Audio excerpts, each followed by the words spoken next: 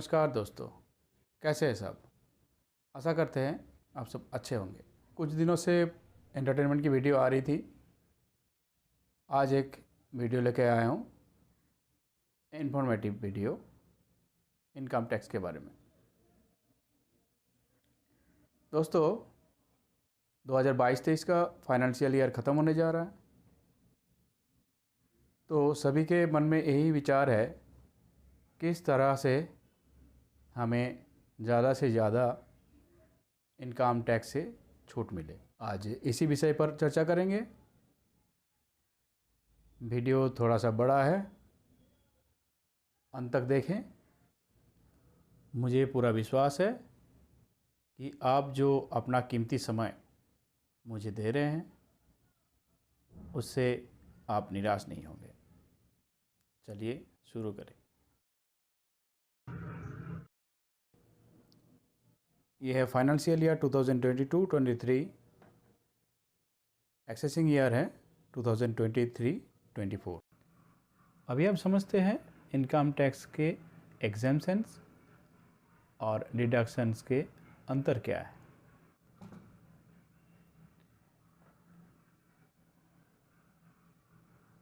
Tax exemptions यानी कर छूट आपकी ग्रॉस इनकम की हिस्सा है जो कर मुक्त है, और टैक्स डिडक्शन यानी कर कटौती कुछ योजना की राशि है जो आपकी कर योग्य आय से काटी जाती है।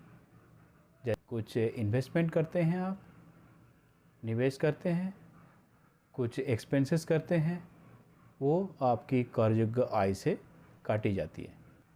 टैक्स एग्जेम्पशंस, कर छूट, इसमें पहले हम आ रहे हैं सेक्शन 1013A, जो कि ना हाउस रेंट अलाउंस को कैसे एग्जेम्पशन ले, छूट ले। यहाँ पे 3 कंडीशन है।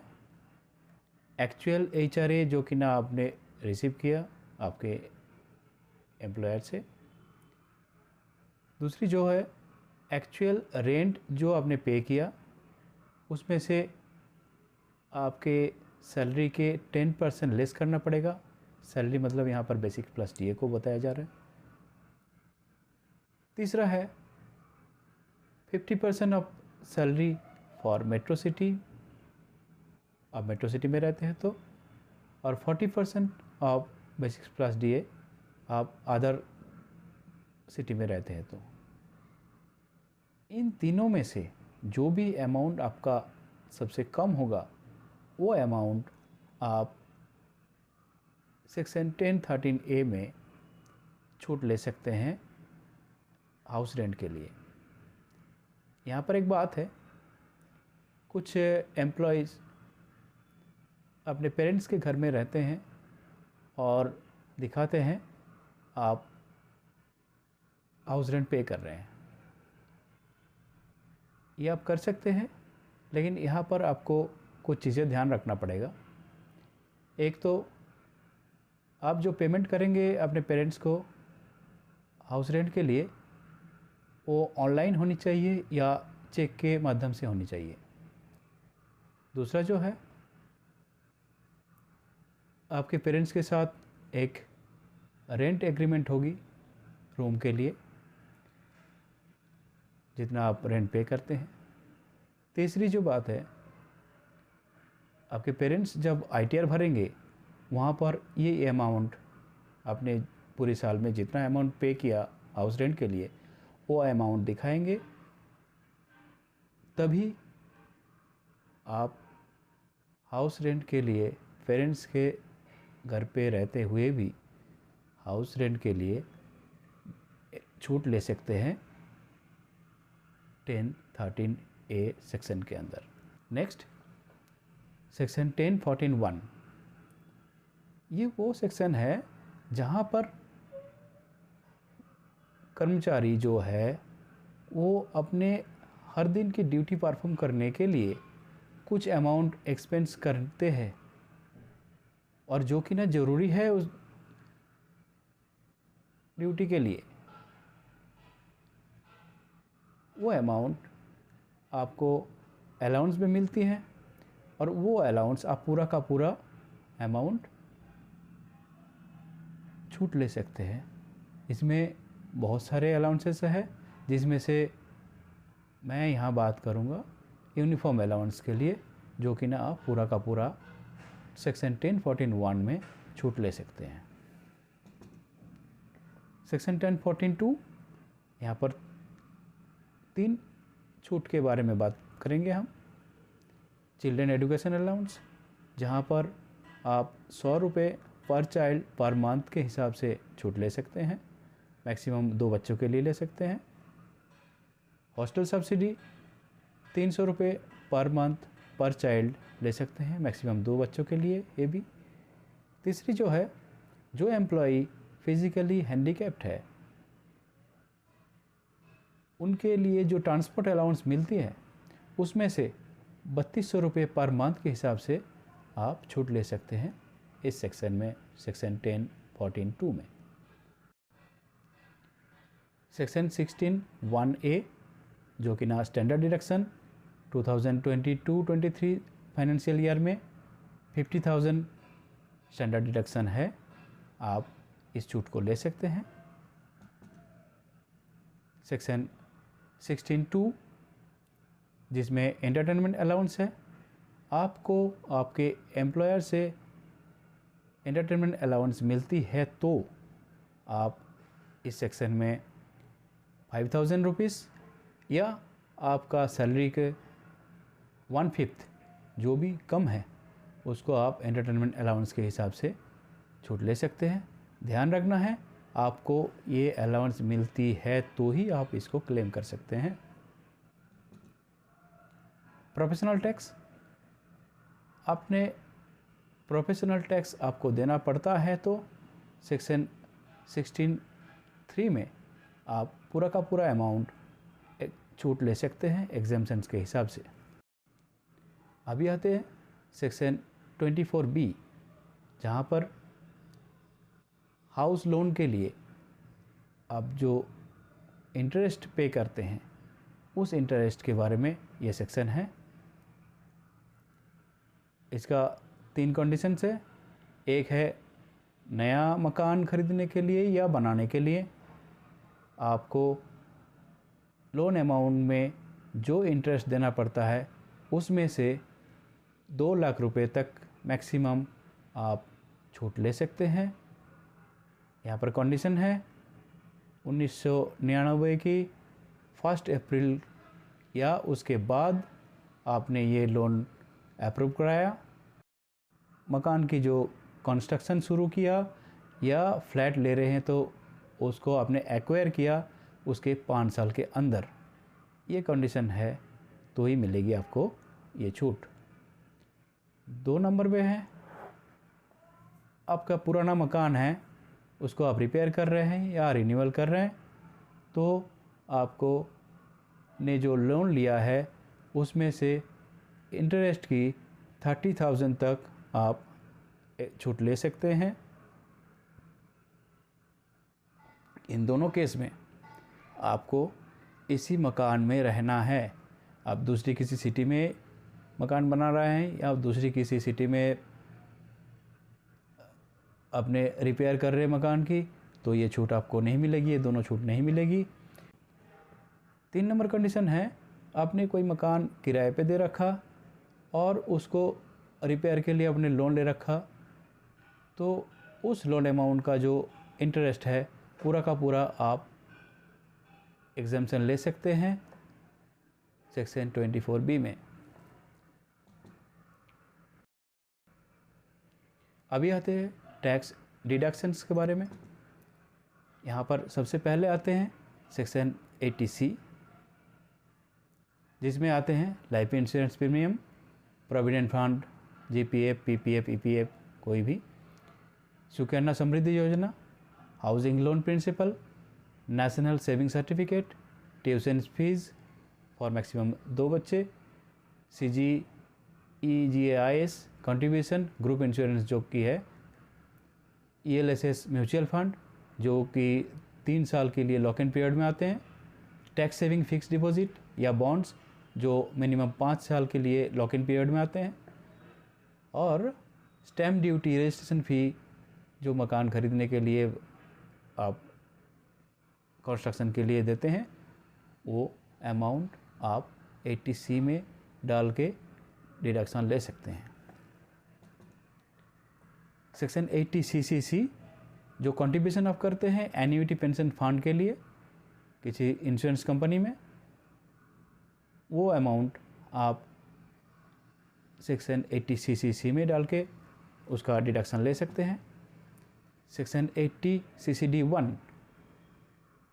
NPS में कंट्रीब्यूशन जो एम्प्लॉयज़ की तरफ से होता है, आपके तरफ से जो कंट्रीब्यूशन होता है, उस अमाउंट को आप 80CCD1 में डाल सकते हैं।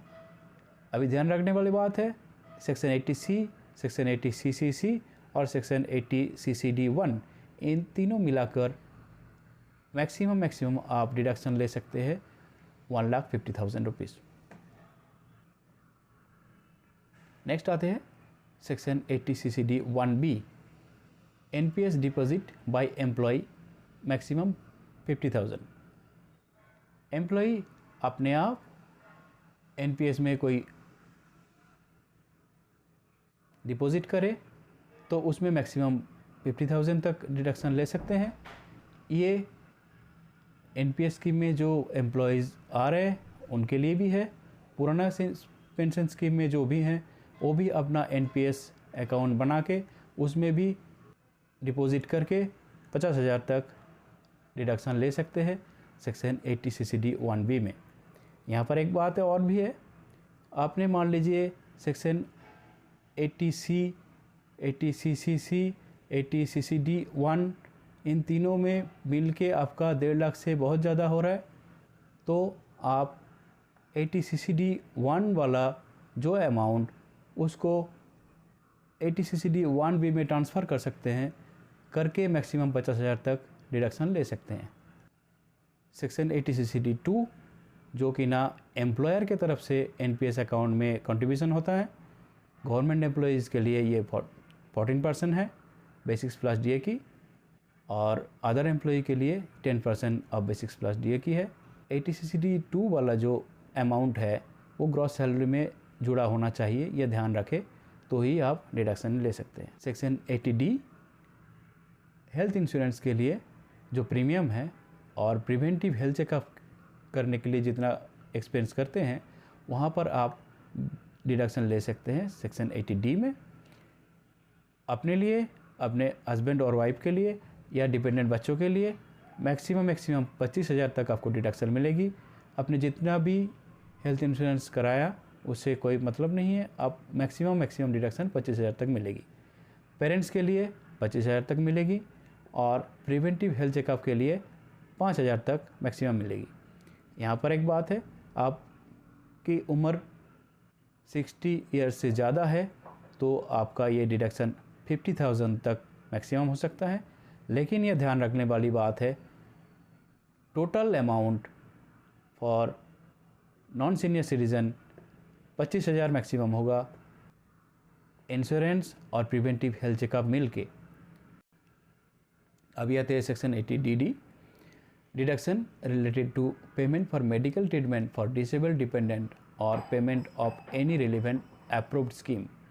डिसेबल्ड डिपेंडेंट के लिए कोई मेडिकल ट्रीटमेंट करा रहे हैं या उनके लिए कोई अप्रूव स्कीम में, गवर्नमेंट अप्रूव कोई स्कीम में, उसमें आप पैसे पेमेंट कर रहे हैं तो मैक्सिमम 75,000 तक आपको छूट मिलेगी सेक्शन 80DD में।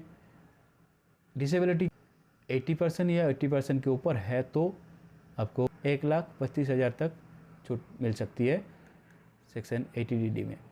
सेक्शन 80DDB कुछ स्पेसिफिक बीमारी हैं अपने लिए या डिपेंडेंट किसी के लिए, डिपेंडेंट बच्चों के लिए या अपने वाइफ और हस्बैंड के लिए, आप उनके ट्रीटमेंट के लिए 40,000 तक मैक्सिमम डिडक्शन ले सकते हैं सेक्शन 80DDB में। उम्र 60 साल के ऊपर है तो 1 लाख तक मिल सकती है ये डिडक्शन। इन बीमारियों के कुछ नाम है। न्यूरोलॉजिकल कोई डिजीज़ है, डिसेबिलिटी लेवल सर्टिफाई होनी चाहिए 40% या उसके ऊपर।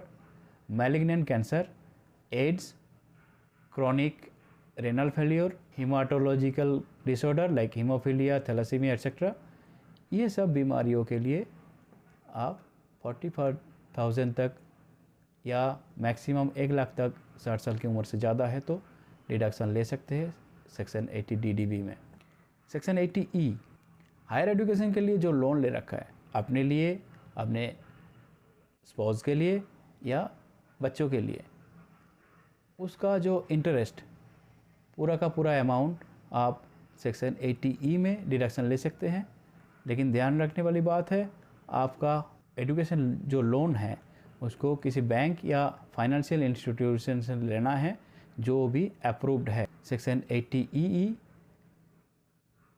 फर्स्ट टाइम जो मकान बना रहे हैं या ख़रीद रहे हैं उसके लिए आप 80EE में डिडक्शन ले सकते हैं मैक्सिमम 50,000 तक। उस लोन के इंटरेस्ट पोर्शन की 50,000 तक डिडक्शन ले सकते हैं। इसमें कंडीशन है मकान की कीमत 50 लाख के या उससे नीचे होनी चाहिए, लोन अमाउंट 35 लाख या उससे नीचे होनी चाहिए। और तीसरी कंडीशन है लोन सैंक्शन होनी चाहिए 2013 की 1 अप्रैल से लेके 2017 की 31 मार्च तक। ये कंडीशन फुलफिल है तो आप 50,000 तक डिडक्शन ले सकते हैं। लेकिन बात यह है यहाँ पर होनी चाहिए आपके ये होम पहली टाइम की होनी चाहिए, फर्स्ट टाइम आपने कोई मकान खरीद रहा है तो। सेक्शन 80EEA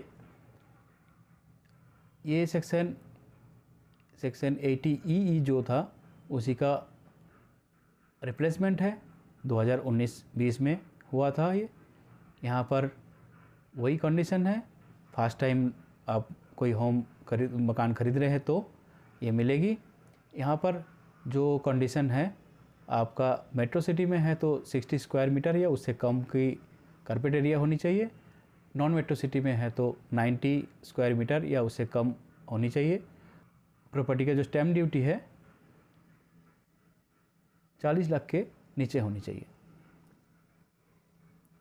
और लोन सैंक्शन होनी चाहिए 2019 के 1 अप्रैल से लेके 2022 के 31 मार्च तक। मैक्सिमम आपको डिडक्शन मिलेगी यहाँ पर 1,50,000।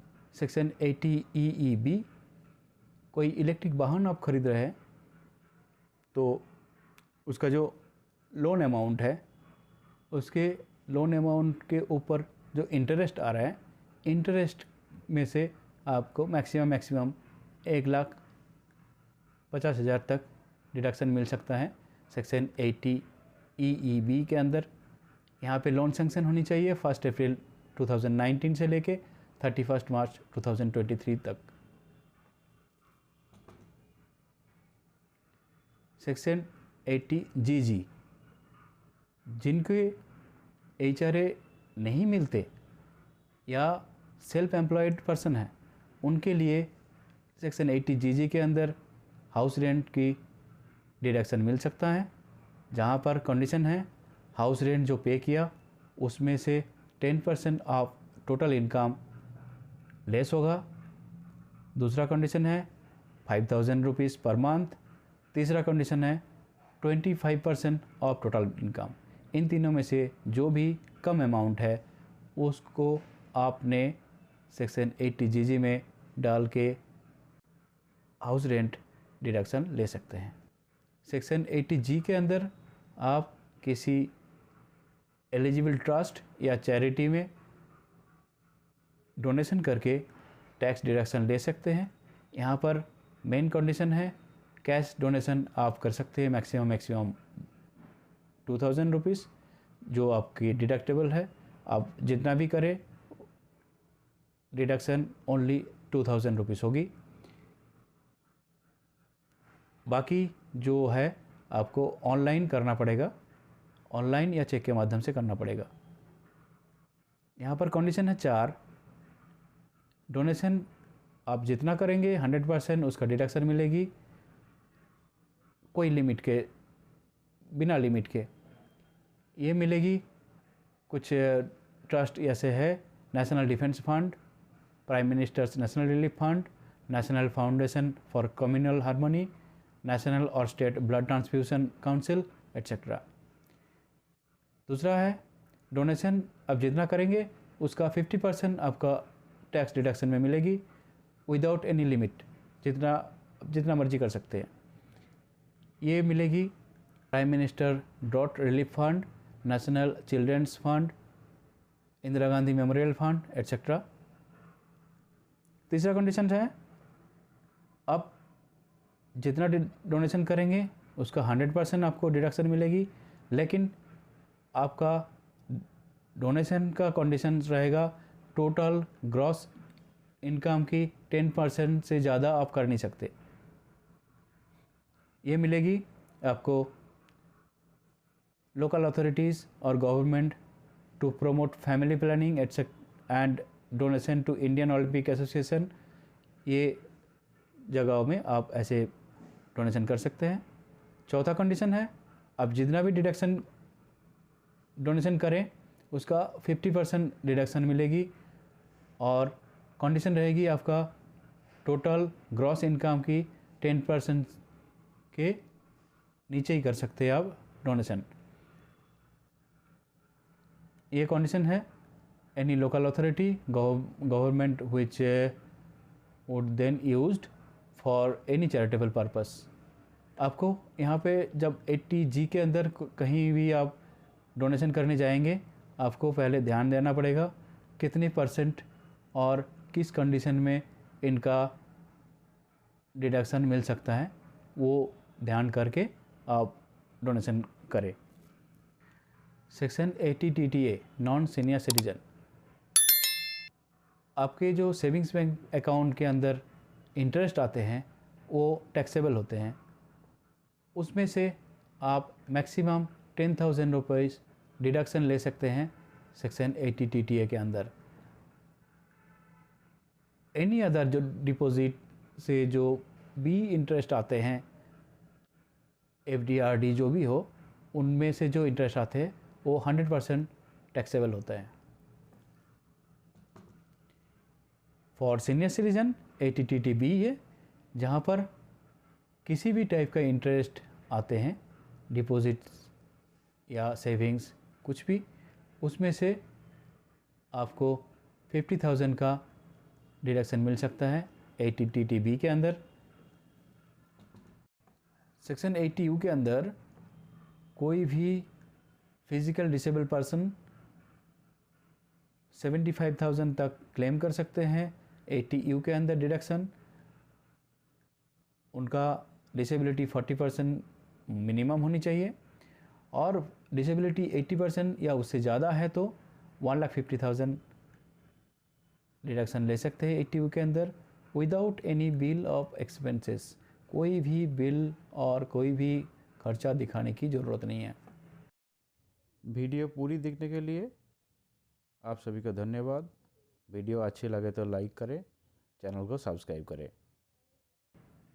यहाँ पर 1-2 चीज़ें और भी हैं। जिन करदाताओं की ऑफिस में डॉक्यूमेंट्स जमा नहीं कर पाए सेविंग्स के लिए, आप 31 मार्च तक जो भी सेविंग्स है आप कर सकते हैं। कहीं भी आपको कोई डोनेशन करना है आप कर सकते हैं। इसका क्लेम आप ITR भरते टाइम में कर सकते हैं। उसमें आपको जो भी टैक्स कटा है, TDS काटा है, वापस मिल सकती है। नमस्कार।